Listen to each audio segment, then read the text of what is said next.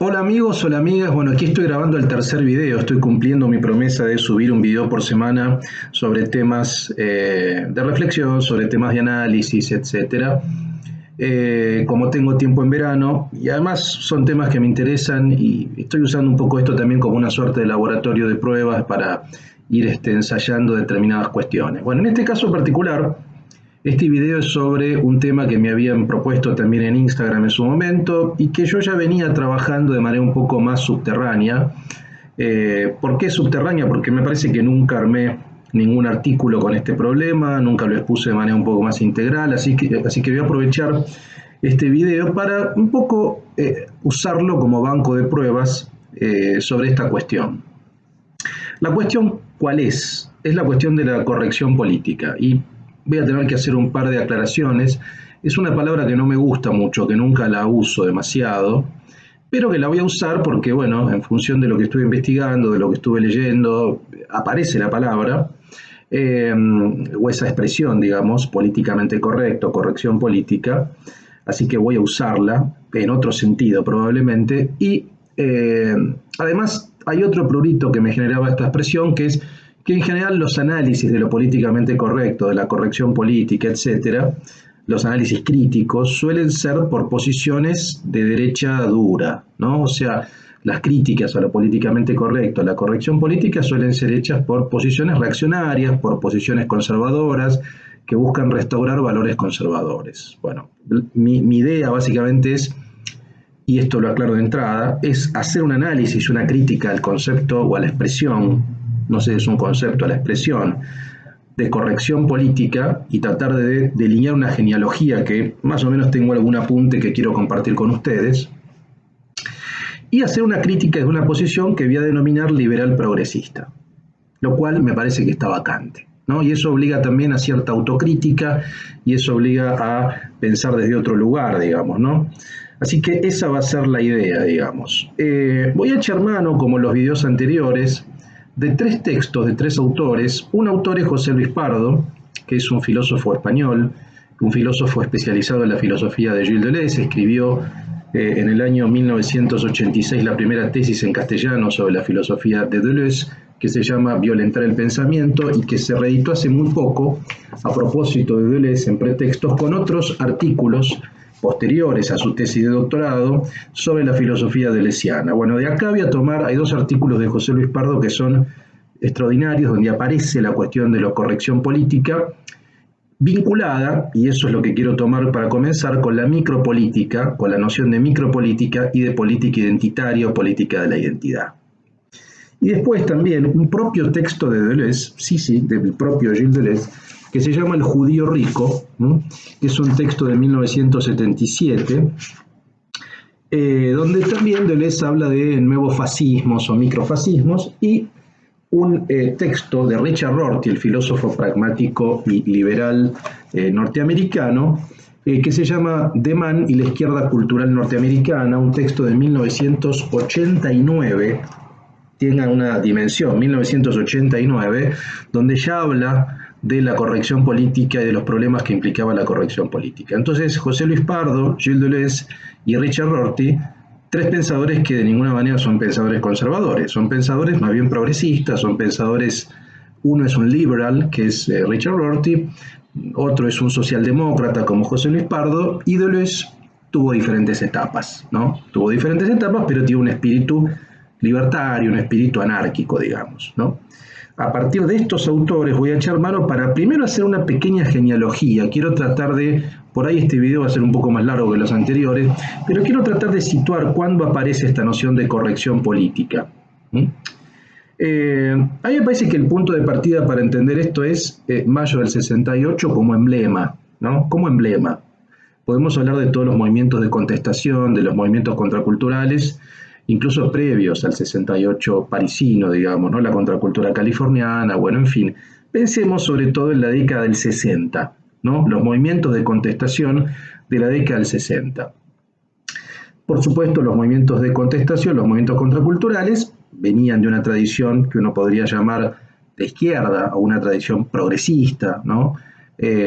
con todas sus variantes, pero había también ahí en esos grupos, en su diversidad, en su heterogeneidad, en su espíritu anárquico, una crítica al interior de la izquierda, sobre todo a la implantación estalinista, la implantación comunista. En general eran movimientos críticos del Partido Comunista, de las expresiones comunistas y particularmente de la Unión Soviética, posteriormente con lo que se conocería como el efecto Gulag, digamos, a partir de la publicación de Archipiélago Gulag de Alexander Solzhenitsyn, ya en el año 73 en París, digamos.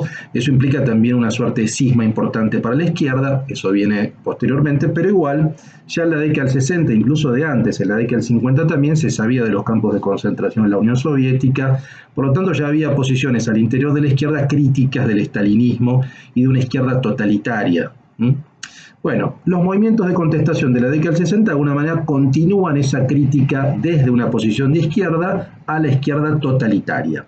Por eso se puede plantear a estos movimientos de contestación y específicamente al 68 francés, o por lo menos yo lo planteo así, como una izquierda libertaria, ¿no? Es decir, se venía una tradición de izquierda, pero una izquierda libertaria en el sentido que, por supuesto, mantenía la crítica al capitalismo, pero que era fuertemente crítico del Estado. Había una crítica muy fuerte, había un antiestatismo muy fuerte. De hecho, si uno ve todas las reivindicaciones, eso parece extraño para las posiciones de la izquierda hoy, digo, si uno ve posiciones de izquierda, sobre todo de la izquierda populista, que es muy diferente, es casi antitética con la izquierda libertaria, son posiciones que no tienen nada que ver, digamos, ¿no? En el 68 no se reclamaba más Estado, sino al revés, que el Estado salga de las vidas de los individuos, salga de regular su vida íntima, su vida personal, su vida sexual, su vida social, digamos, ¿no? Pero bueno, eso da para otro, es un debate que no quiero abrir ahora porque quiero centrarme sobre todo en esta noción de micropolítica. Entonces, ¿qué quiero decir? Bueno, esa izquierda libertaria, también esa New Left, esa nueva izquierda, tuvo una posición muy crítica porque tenía una aspiración revolucionaria, es indudable, digamos, había una aspiración, después que uno pueda verla con el paso del tiempo que no era claramente revolucionaria, sino fue una revolución cultural o una revolución de costumbres, bueno, eso fue con el Diario del Lunes, uno puede entenderlo un poco más, pero en aquel momento había una aspiración revolucionaria, anárquica, caótica, pero la había, digamos, ¿no? Sin embargo, por esa aspiración revolucionaria no había ningún tipo de visión positiva, afirmativa de la política representativa, de la política burguesa, digamos, ¿no? De la política que conocemos hoy, ¿no? De la votación, de la representación política, de la política del Congreso, parlamentaria, de los tribunales, de las leyes, del Estado de Derecho, en definitiva. Eso no existía. Eso que uno podría llamar macropolítica. Y ahí voy a echar mano de dos nociones, dos términos que aparecen en la filosofía de Deleuze y Guattari, que son micropolítica y macropolítica por su contrario, digamos, ¿no? O bien lo molar, que sería lo macropolítico, la política representativa, la política que conocemos hoy, digamos, burguesa, entre comillas, y la micropolítica que tiene que ver más bien con lo molecular, con lo que llaman Deleuze y Guattari lo molecular, que básicamente es la vida cotidiana, lo que tiene que ver con la vida en su sentido, o con la expresión vital, digamos, en su sentido social, en su sentido sexual, en el sentido organizacional, pero no necesariamente estatal ni representativo. Bueno, ¿qué pasó, digamos? Me parece a mí que los movimientos post-68, los movimientos de la New Left, pusieron todo su énfasis, sobre todo en esto que se llamó micropolítica, ¿no? Y la macropolítica fue despreciada porque era una política, insisto, burguesa, una política que tenía que ver con la recuperación probablemente de esas luchas micropolíticas, pero en el marco del Estado de Derecho, en el marco de la legalidad, etc. Por lo tanto, ese es el punto de partida, la prioridad de lo micropolítico por sobre lo macropolítico, la prioridad de lo molecular por sobre lo molar, en términos de Deleuze, ¿no? Por supuesto que la fundamentación teórica de gran parte de esa izquierda libertaria, de manera directa, de manera indirecta, de manera voluntaria, de manera involuntaria, fue el pensamiento de Foucault, pero sobre todo fue el pensamiento de Deleuze, de Guattari, también podemos pensar en Lyotard, podemos pensar hasta en Derrida, digamos, ¿no? ¿En qué sentido? En que, bueno, las filosofías de la diferencia, ¿no? Las filosofías de la diferencia, las filosofías microfísicas como la de Foucault tenían que ver con esta búsqueda micropolítica. Había una relación teórica y de lucha que era muy evidente, ¿no? Sobre todo, a fines de los 60, pero sobre todo a comienzos de los 70, digamos, ¿no? Yo diría desde el 70 hasta el 75, 74, ahí es el momento más álgido. Pensemos que el Antidipo se publica en el 72, digamos. Pensemos que Voluntad de Saber de Foucault se publica en el 76, más o menos pensemos que Vigilar y Castigar se publica en el 75. Bueno, esos son los textos donde aparece la búsqueda microfísica, esa microfísica del poder, la política de la diferencia, la política del deseo. Bueno, de alguna manera eran fundamentos teóricos.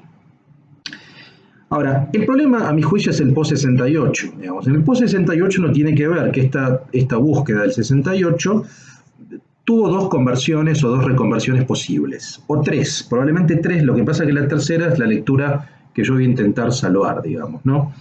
Una conversión que fue el terrorismo, digamos, ¿no? En la década del 70, algunos grupos post-68 se radicalizaron, directamente pasan a la clandestinidad, digamos, y pienso en las Brigadas Rojas en Italia, pienso en la banda de Bader en Alemania, digamos, que venían un poco de esa formación.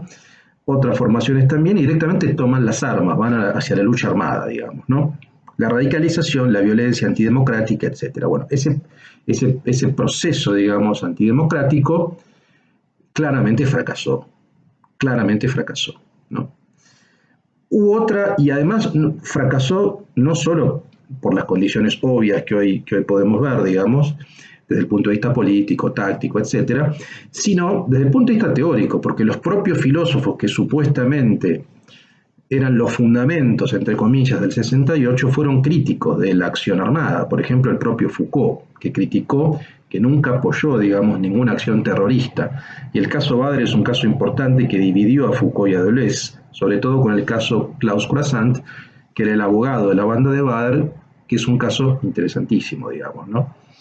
Foucault fue muy crítico del terrorismo, nunca lo apoyó, y Deleuze tuvo una posición un poco más ambigua probablemente, ¿no? Pero en verdad el que tenía una posición más radicalizada, más vinculada con la acción más armada, fue Guattari, ¿no? Desde un punto de vista teórico incluso. Deleuze me parece que tiene una posición más ambigua y, esta es una apreciación personal, más inmadura políticamente. En mi juicio, Deleuze fue un poco inmaduro políticamente, probablemente en la década del 80 y del 90 modificó, desde mi punto de vista, posiciones más interesantes. Pero bueno, una deriva fue la deriva terrorista, fracasó. La otra deriva es la deriva que podemos llamar, y ahí sí va a aparecer de a poco lo políticamente correcto, la izquierda cultural, lo que el propio Rorty, o sea, esta expresión de la izquierda cultural, de cultural left, la usa Richard Rorty, el filósofo liberal, una aclaración, una nota al pie. El tema del liberalismo es un tema complicado, el tema del término liberal es un término complicado, probablemente haga un video hablando sobre liberalismos. Acá voy a ampliar liberal en el sentido norteamericano. Un liberal, el liberalism, para Estados Unidos es una posición progresista, que uno podría, pero progresista en el sentido de liberal progresista, o sea, que apoya el Estado de Derecho, que crea una economía de mercado regulada, una economía de mercado con redistribución, digamos, una posición que después fundamentó teóricamente John Rawls, por ejemplo, ¿no? A eso me refiero, ¿no?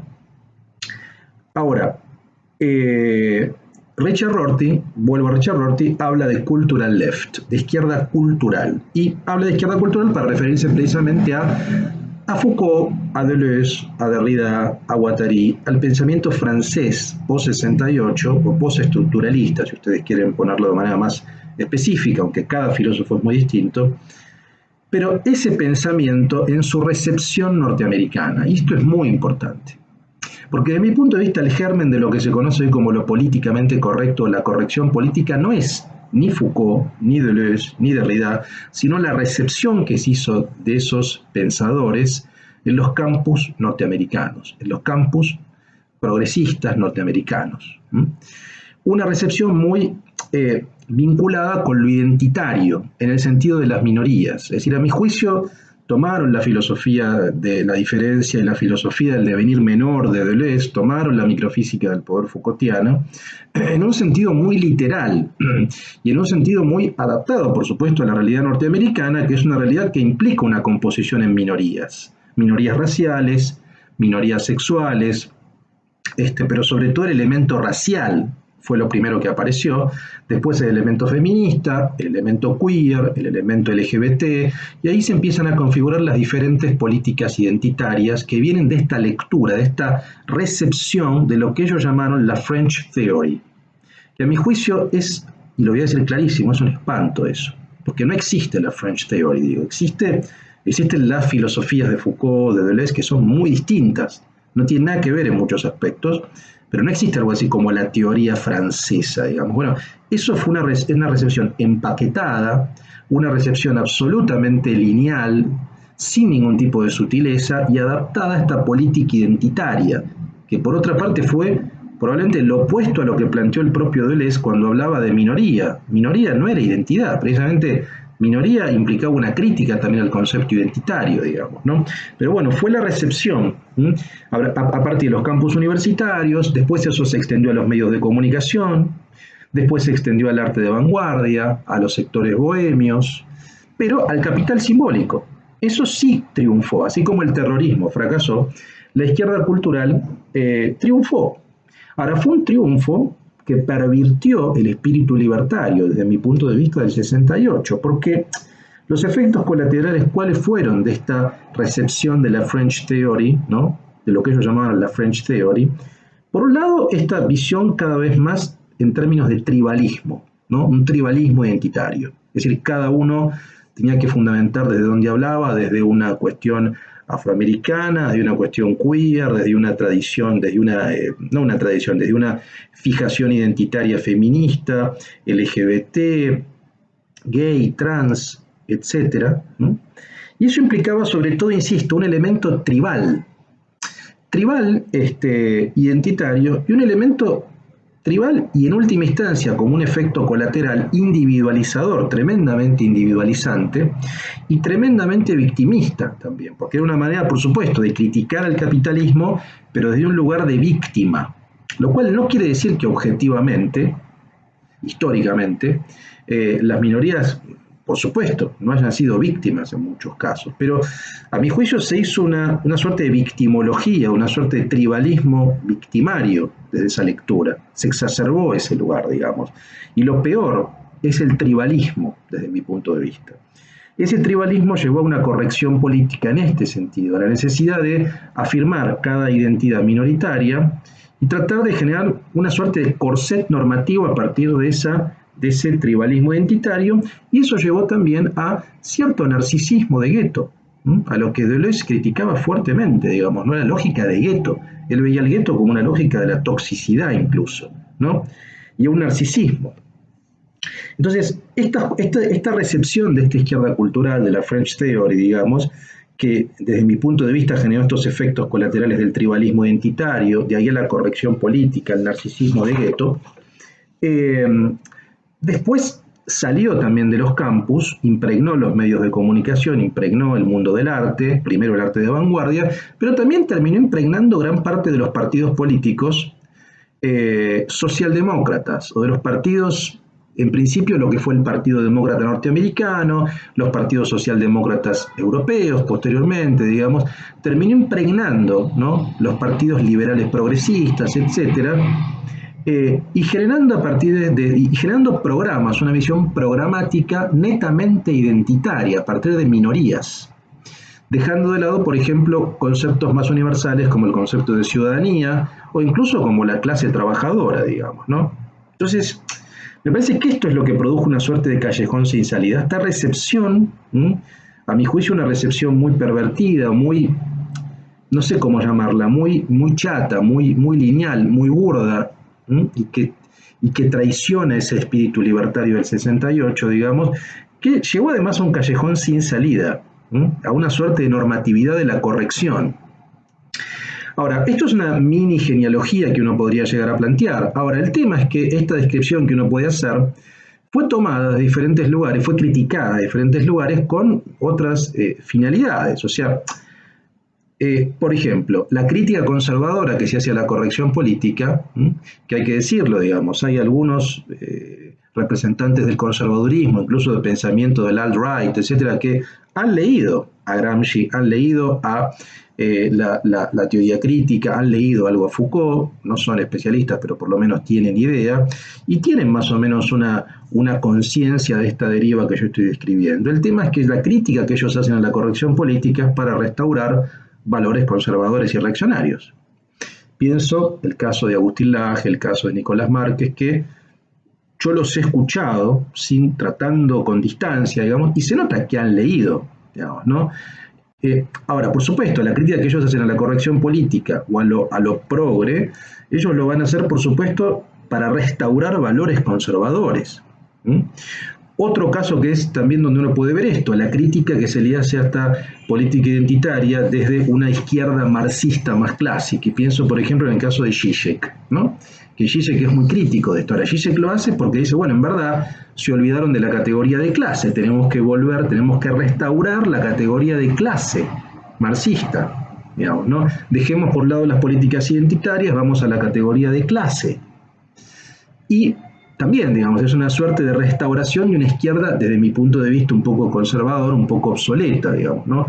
Volver a pensar con la categoría de clase me parece que ya a fin de la década del 70 Foucault decía que era una categoría no demasiado efectiva.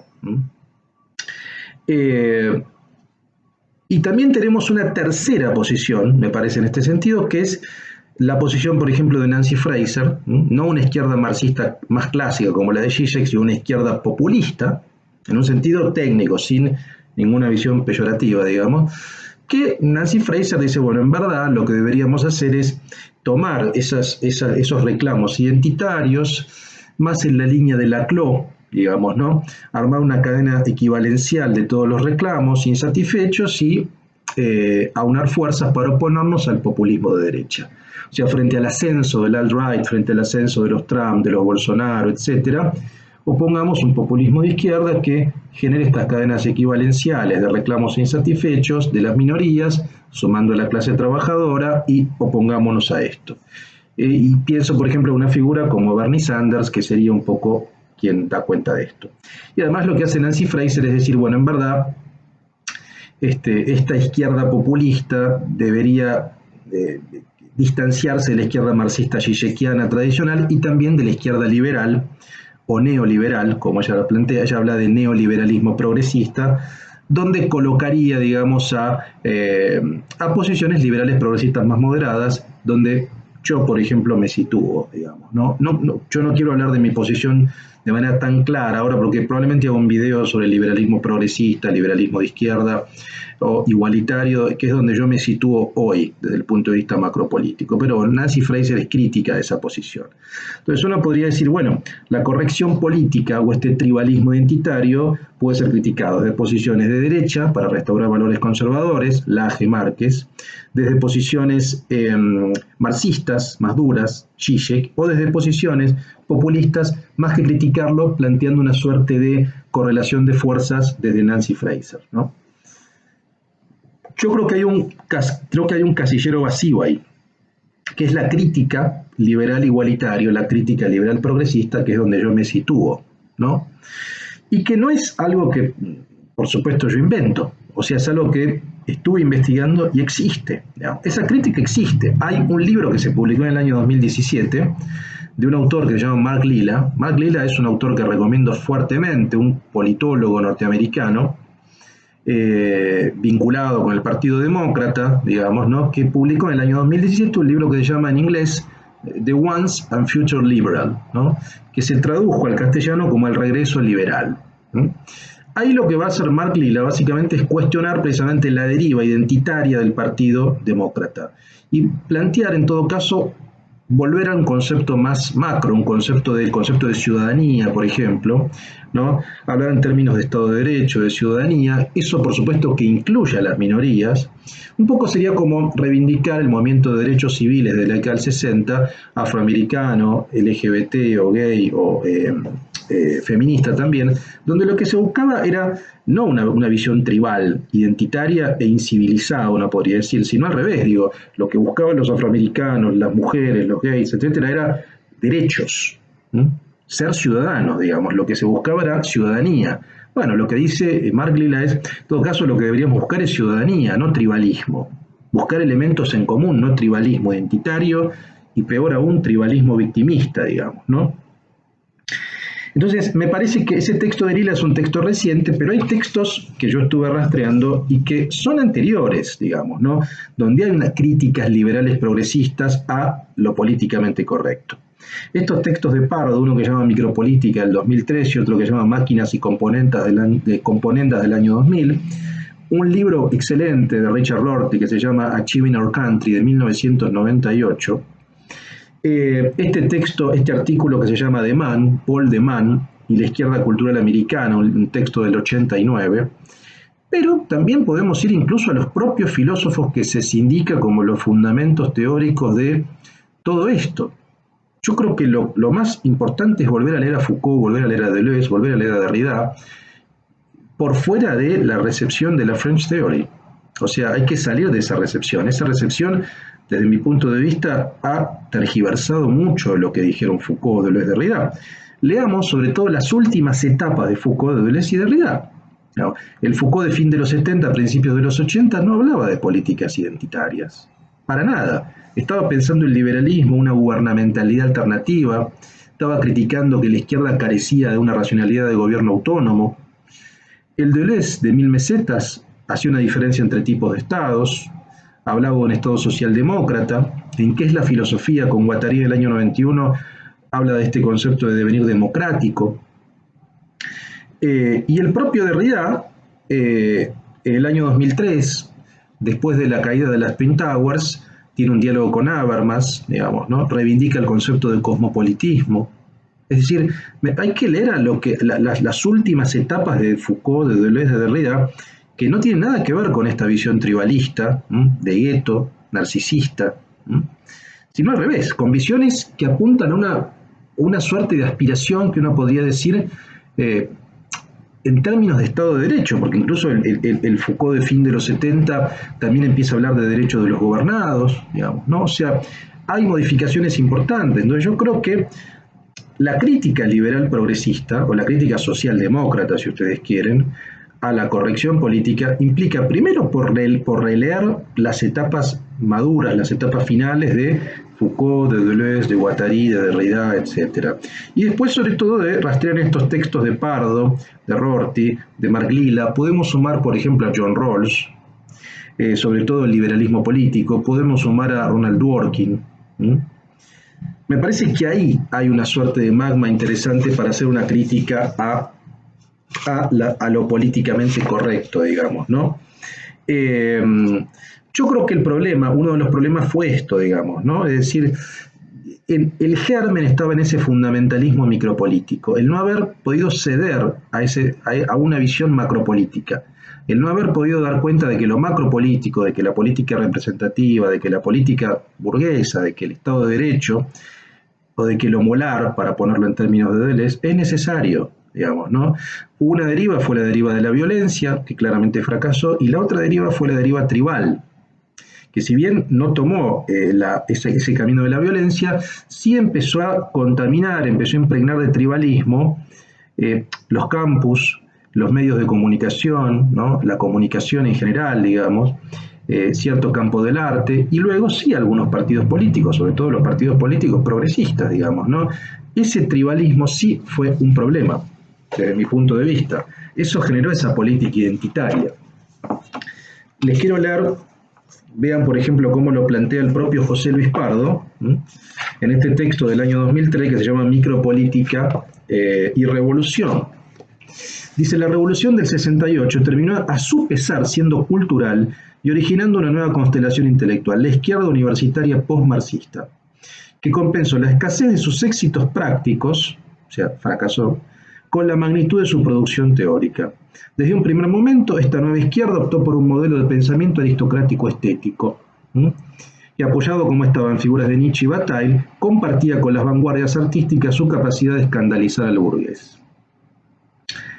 Sin embargo, dice, solo tras su colonización del mundo académico estadounidense, o sea, de esta recepción de la French Theory, en los años 80 del siglo XX, La micropolítica empezó a nutrir mayoritariamente el discurso teórico de muchos artistas visuales contemporáneos y críticos especializados. El motivo es que esa migración transatlántica, la revolución molecular, acabó por encontrar una coartada ética, que es la que hoy legitima socialmente y la etiqueta como progresista y democrática. Se trata, nadie podría haberlo provisto en 1968, de la doctrina de lo políticamente correcto y del advenimiento de las llamadas políticas de la identidad, que se han convertido a ojos vistas en la ideología de recambio para una izquierda que quedó huérfana en Bad Godesberg. Ahora digo que es Bad Godesberg. ¿Quién iba a decirles a aquellos jóvenes alborotadores de Mayo que tras un discreto periodo de reclusión universitaria acabarían imponiéndose en los burós políticos y que su reclamación de lo imposible sería finalmente atendida? Esto lo dice José Luis Pardo, un filósofo especialista en Deleuze, probablemente el especialista en Deleuze más importante de España, traductor de la filosofía de Deleuze. No lo dice un conservador reaccionario. ¿Se entiende, digamos? Esto es muy interesante, digamos. El problema, lo que está marcando acá Pardo, es esta deriva de la micropolítica, lo políticamente correcto y la política identitaria. Cuando él habla de Bad Godesberg fue un congreso muy importante en 1959, donde la socialdemocracia alemana abandona oficialmente, programáticamente el marxismo. Abandona el marxismo en 1959 y luego, en 1979, si mal no recuerdo, también incluso decide abandonar o decide por lo menos aceptar la economía social de mercado. Es decir, en 1959 abandona el fundamento teórico marxismo y avanza hacia una socialdemocracia liberal, digamos, ¿no? A un socioliberalismo, una economía keynesiana, pero hacia 1979, digamos, incluso acepta la economía social de mercado. Que es un poco la deriva que pasó con casi toda la socialdemocracia, digamos, ¿no? Pero me refiero a la socialdemocracia alemana, es probablemente una de las más importantes, digamos, ¿no? Bueno, en 1959 rompe con el marxismo y adopta la economía de mercado, una economía de mercado no desregulada, una economía de mercado donde el Estado va a tener un rol, obviamente, pero va a salir básicamente de los fundamentos teóricos de la crítica a la propiedad privada, una economía de planificación, etc., ¿no? Bueno, lo que está diciendo acá también José Luis Pardo es que esa orfandad, digamos, hizo ir a gran parte de los que formaban parte del 68, o de los militantes, etc., a la política identitaria. Pero el problema de esa política identitaria es, vuelvo, el tribalismo y cierta incivilidad, digamos, ¿no? Vean lo que dice más adelante Pardo, digamos, ¿no? Dice, este reconocimiento ya no tiene como horizonte el reconocimiento identitario, la emancipación de los individuos mediante su elevación al plano público de la ciudadanía, que es lo que decía recién, sino su repliegue hacia lo que de más incivil hay en ellos, sus servidumbres biológicas, étnicas, lingüísticas, genéricas, culturales, que es justo su identidad, y estas identidades que demandan reconocimiento chocan a veces frontalmente con los principios de la democracia. Este es el problema. O sea, este tribalismo identitario que lleva a la corrección política incluso es antitético incluso con una visión de ciudadanía en términos democráticos, ¿no? Dice, más que prolongación de estado de bienestar, parece que esta micropolítica estética de la diversidad señala el nacimiento de un nuevo estado de malestar, dice Pardo. En el otro texto, que se llama también en Micropolítica y Revolución, pero en Máquinas y Componentes, vean lo que dice acá Pardo, también. Dice, alguien ha dicho que lo malo de las utopías revolucionarias no es su imposibilidad, sino el hecho de que a veces se realizan. Así, pasando del campo de la producción filosófico-política heredada del 68 al de la recepción histórica de esta revolución microfísica, podrá decirse que en cierto modo se ha materializado en parte como revolución cultural. Eso que Richard Rorty llamaría la izquierda cultural. Pero no por ello sin consecuencias políticas. Me refiero, claro está, al movimiento de lo políticamente correcto y las llamadas políticas de la identidad. Triste destino el de los pensadores de la diferencia, haber terminado como ideólogos de la identidad, que imponen el relativismo como forma civilizada del terrorismo cultural. Del 1, 2, 3.000 Ships, del grupo de información de prisiones de Foucault, al 1, 2, 3.000 estudios culturales, o en el mejor de los casos, 1, 2, 3.000 ONGs. Esta es una crítica liberal, progresista o socialdemócrata, porque más adelante, Pardo, no puedo leerlo todo, reivindica el Estado socialdemócrata de derecho, laico, como la mejor posibilidad para desarrollar las singularidades, como diría Deleuze, de manera libre, para que esas singularidades puedan desarrollarse de modo libertario y también puedan ser reconocidas desde el punto de vista moral, desde el punto de vista de los derechos. Ahora, el propio Deleuze, por eso hay que ir a las fuentes, en el año 1977, en un texto muy breve que se llama El judío rico, que es algo así como una reseña de una película de Daniel Schmidt, que se llama El hombre des anges, La sombra de los ángeles, que era una película que querían prohibir, aparentemente por acusarla de antisemita, porque se decía que en esta película, no la vi yo, se empleaba el término judío rico de modo peyorativo o despectivo. Bueno, Deleuze va a defender la no censura de la película. Y vean, a mí me interesa porque es tremendamente actual esto que decía Deleuze en 1977. Uno lo puede pensar para todas las acusaciones que se hacen ahora y para defender sobre todo las prohibiciones, ¿no? Porque tal es homofóbico, antisemita o lo que sea, digamos, en pos de una buena causa, porque uno por supuesto está a favor de estas causas, digamos, está en contra de la discriminación, pero en pos de esa buena causa se termina generando una suerte de microfascismo, un nuevo fascismo, digamos, ¿no? Vean lo que dice, se está instalando todo un neofascismo con respecto al cual el antiguo quedará convertido en figura folclórica. En lugar de ser una política y una economía de guerra, el nuevo fascismo es una alianza mundial para la seguridad, para la gestión de la paz, no menos terrible, con la organización concertada de todos los pequeños miedos, de las pequeñas angustias, que hacen de nosotros microfascistas encargados de sofocar cada cosa, cada rostro, cada palabra un poco fuerte. Cada palabra un poco fuerte. Esa visión victimista que quiere censurar cada rostro, cada palabra un poco fuerte. Cada uno en su calle, en su barrio, en su cine. Lo tribal. No me gustan las películas sobre el fascismo de los años 30. El nuevo fascismo es mucho más refinado, más disimulado. Quizás como la película El motor de una sociedad en la que los problemas sociales estarían regulados, pero en que la cuestión de la angustia quedaría simplemente disimulada. Si la película de Schmidt se prohíbe o se secuestra, ello no supondrá una victoria en la lucha contra el antisemitismo, que esta es la coartada, digamos, porque si vos estás en contra de la censura, te sindican como estás a favor del antisemitismo, estás a favor de lo que sea. No. Dice al revés, dice Deleuze, será más bien una victoria del neofascismo y el primer caso en que podremos decir qué pasó en definitiva, ¿no sería un simple pretexto, la sombra de un pretexto? Esto ya lo decía Deleuze en 1977. O sea, ya percibía esa suerte de neofascismo en la censura de lo que hoy podemos llamar lo tribal o lo políticamente correcto. Y Richard Rorty en 1989, en un texto que se llama The Man y la izquierda cultural norteamericana, que está en ensayos sobre Heidegger y otros pensadores contemporáneos, también vean lo que dice. Dice, el único sentido, Paul de Man fue un crítico literario muy importante para la academia norteamericana, digamos. Leía, era un discípulo de Derrida. Después se descubrió que también tenía vínculos con el fascismo, digamos. O sea, pero bueno, fue un crítico literario muy importante, derridiano, que de alguna manera lleva la filosofía derridiana a Estados Unidos.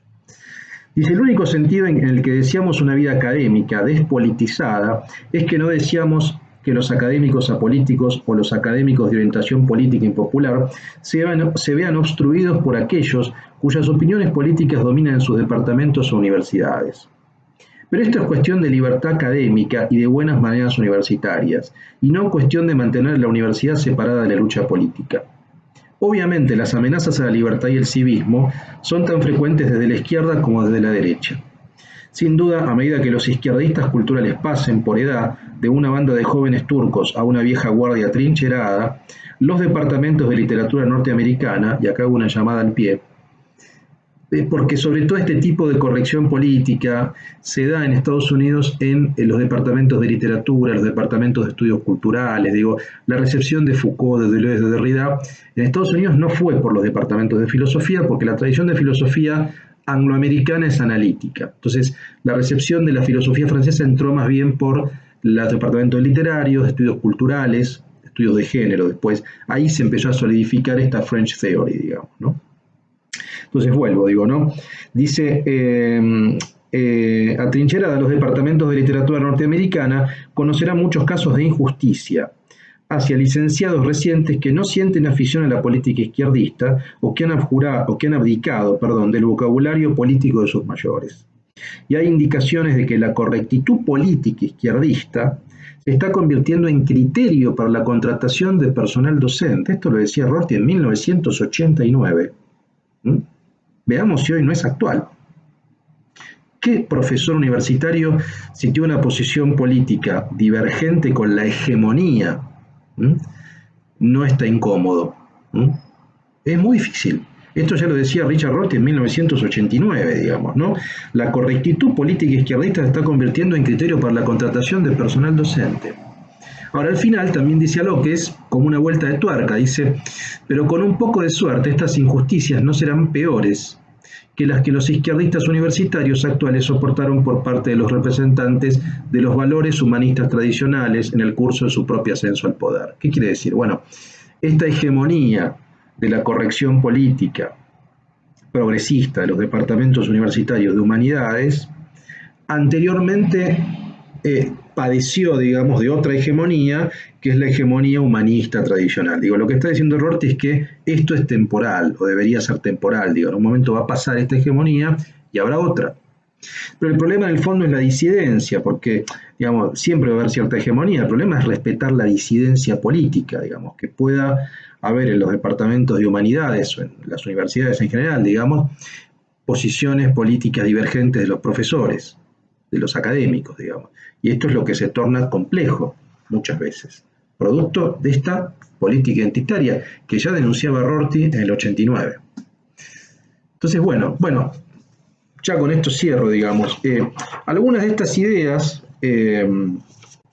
acá ven algunos de estos apuntes que estoy tomando, probablemente escriba algún artículo. No un paper, porque no creo que dé para un paper, pero sí algún artículo, porque me interesa desarrollar esta línea, esta crítica a lo políticamente correcto, la política identitaria, desde una posición liberal progresista o liberal igualitarista, que ahí veo que hay un espacio vacante, porque ya hay muchísimas críticas a lo políticamente correcto desde posiciones conservadoras, del alt-right. También hay críticas a lo políticamente correcto desde posiciones de izquierda marxista clásica, pienso en Zizek, digamos, y también hay posiciones, digo, de una izquierda populista, digamos, ¿no? Que en todo caso llaman a incluir esta política de la identidad, una lucha populista mayor, que yo no coincido con esa visión tampoco, digamos, ¿no? Así que espero que sea un aporte para repensarlo de otro lugar. Seguramente voy a hacer en el próximo video, voy a entrar con el problema del liberalismo o de mis posiciones políticas, algo me parece que ya planteé hoy, en relación con esta diferencia entre lo micro y lo macro, digamos, ¿no? Entre la micropolítica y la macropolítica, que son dos términos que me interesan, ¿no? Bueno, amigos, amigas, espero que les haya interesado. Cualquier cosa me comentan acá abajo. Chao.